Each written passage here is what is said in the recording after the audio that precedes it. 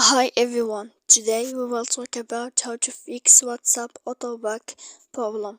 To know how to fix WhatsApp auto-back problem, you should just go to settings like this. We will click. After that, in this page you will go to apps, default apps, app settings. When you will see this list, you will go down to find the application of WhatsApp and you will enter. After that, in this page you will go to click force stop.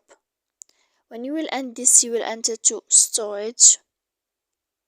After that, in this page you will go to click clear cache, and then you will go to click clear data.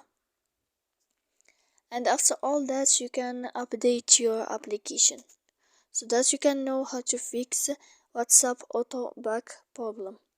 So please don't forget to support us by like and subscribe. See you next time in another video.